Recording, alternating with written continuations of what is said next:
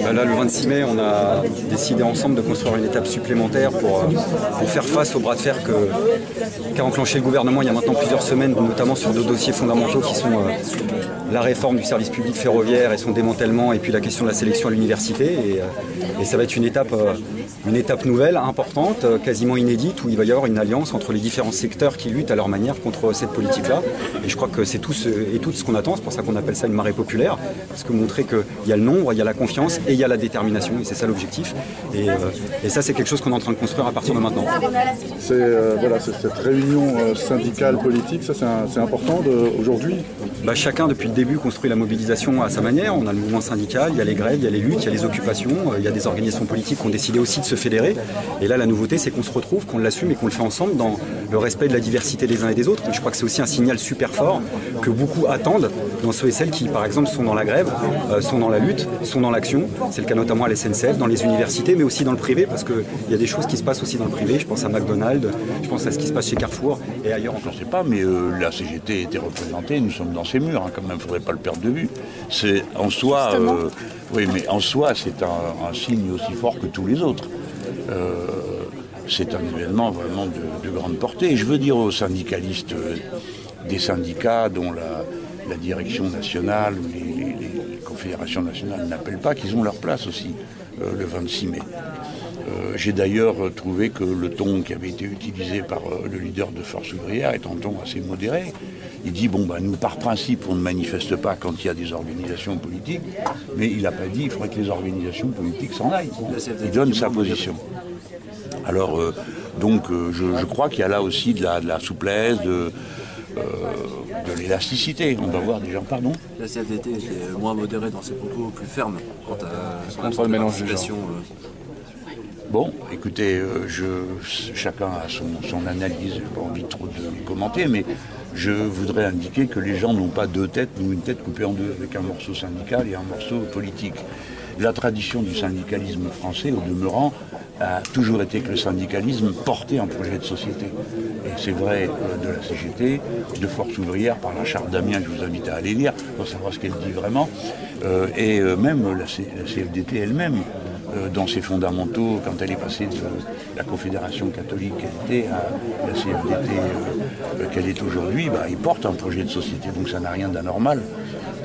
Alors il y a des moments où ça se manifeste, je ne dis pas que ça doit être le genre tout le temps.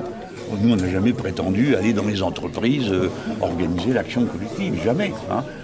Et quand il y en a qui le font, en général, nous on dit c'est bien, continuez. Donc des fois c'est un peu crispant de se faire la leçon. On dit écoutez, qu'est-ce qu'on vous a fait, quoi? Soyez sympa, on est dans notre travail. C'est si on ne faisait pas ça qu'on serait curieux. C'est bien notre rôle de mobiliser, puis de tirer les leçons aussi de nos propres erreurs. Parce que pour ce qui concerne la France insoumise, on se souvient très bien de ce qui s'est passé en début d'année, juste après la réforme des ordonnances sur le Code du travail. On a bien vu que ça ne faisait pas la maille, la mobilisation qu'on faisait. Alors, on ne s'est pas obstiné en se disant jusqu'à ce que tout le monde soit d'accord avec nous, on continue. C'est l'inverse, on a bougé et on a travaillé des mois et des mois et des mois durant à ce qu'un cadre commun apparaisse, qui soit un cadre d'unité populaire, large, avec des syndicats, des associations, puis des tas de gens qui ne sont à rien du tout et qui vont se reconnaître dans cette démarche. Et ça, c'est le plus important. Ce qui est important, il me semble, dans l'action politique, c'est de marquer son temps. C'est de faire bouger les choses. Là, nous avons obtenu un décloisonnement généralisé. Vous avez vu, à 50, 60, on va être à 80 organisations, 2 temps, 3 mouvements. J'espère que tout le monde va bien mobiliser. Il ne suffit pas de signer les papiers, il faut encore aller chercher des gens. Et c'est pas le plus simple, parce que c'est samedi, s'il fait beau, on va aller ailleurs, et ainsi de suite. Donc, on est dans notre... On est dans notre rôle quand on se remet en cause, quand on examine le contexte, et pas quand on débite un dogme abstrait applicable à toute situation. Et des fois, j'ai l'impression que, oui, certaines forces syndicales ont une attitude dogmatique, vous savez. À l'inverse, quand la CGT appelle au 26 mai, elle ne cesse pas d'être la CGT. Et nous, quand on appelle au 26 mai, on ne cesse pas d'être une organisation politique. Donc je pense qu'il faudrait un petit peu de souplesse dans le raisonnement, d'ouverture aux autres, de capacité de comprendre ce que tout le monde dit. Enfin, là, nous ne sommes pas 50 organisations en train de pratiquer le mélange des genres. Dans leur diversité, dans leur rôle respectif, dans le respect mutuel, tout l'arc-en-ciel des organisations syndicales, associatives, politiques est de première importance. Et je peux vous dire que le Parti communiste va s'engager de toutes ses forces dans la réussite de cette marée populaire.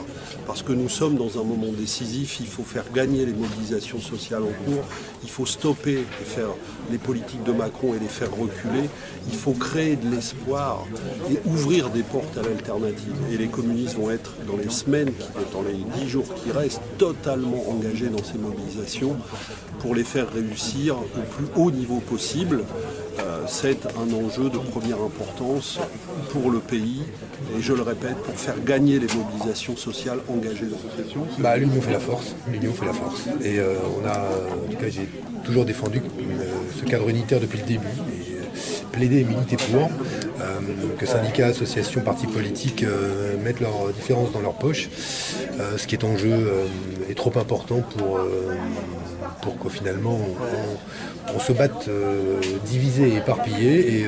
Et je me réjouis que le 26 mai, tout converge vers la réussite de cette marée populaire, c'est-à-dire que enfin, partis politiques dans leur diversité, syndicats, collectifs et associations, simples citoyens, viennent dire à Emmanuel Macron vous ne casserez pas impunément les services publics, vous n'organiserez pas impunément la sécession des riches qui maintenant refusent toute solidarité, vous ne casserez pas impunément l'hôpital public, vous ne casserez pas impunément le code du travail, c'est fini, on est encore debout et on va stopper cela. C'est le sens, je crois, de cette initiative du 26 mai et je me réjouis qu'elle soit unitaire. Le problème éventuellement du mouvement unitaire avec plein d'associations, de mouvements, de partis, c'est quelle est la revendication exacte. On a dit que c'est un peu compliqué de déterminer un objectif concret. La revendication, c'est que tout cela s'arrête.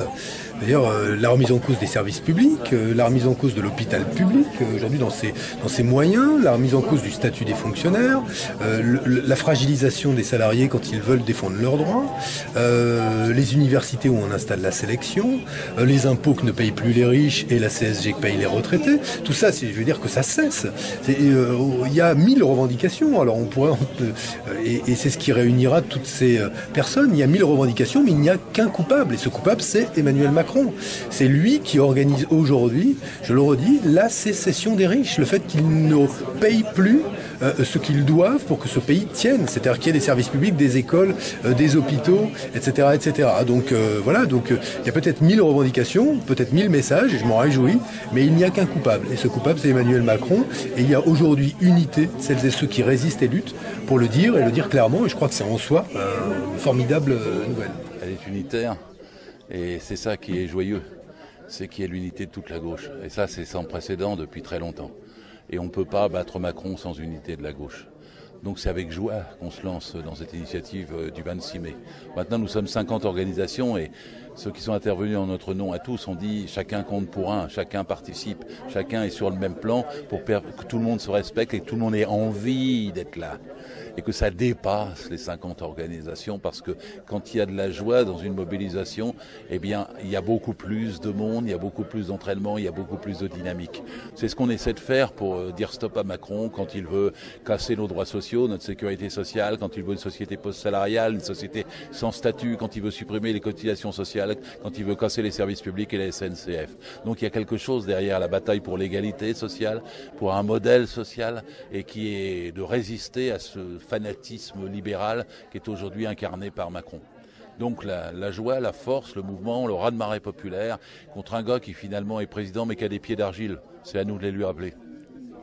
Visiblement, cette fois-ci, il n'y aura pas une querelle d'ego pour savoir qui gère et qui emmène le dossier. Non, s'il vous plaît, pas de querelle d'ego, c'est pas le moment. L'enjeu est beaucoup trop important pour qu'on hésite et qu'on diverge. Il faut rassembler tout le monde, c'est pas le moment d'être chacun dans son coin. Et chacun dans son coin, personne ne peut donner de leçon à personne. Il faut être ensemble et tous dans la rue le samedi 26 mai. Il y a des manifestations dans toutes les villes, dans toutes les provinces, dans tous les territoires et à Paris, dans les banlieues, avant qu'on se retrouve à 14h30 à Gare de l'Est et qu'on aille vers évidemment la République et la Bastille et qu'on fasse savoir à Macron qu'en fait il est minoritaire dans ce pays et qu'il est venu là, comme il le dit lui-même, par effraction. et que la violence de l'histoire qu'il veut exercer contre nous en termes de casse des droits sociaux, eh bien, elle ne marchera pas, elle ne passera pas. Catherine Perret, secrétaire confédérale de la CGT en charge du revendicatif.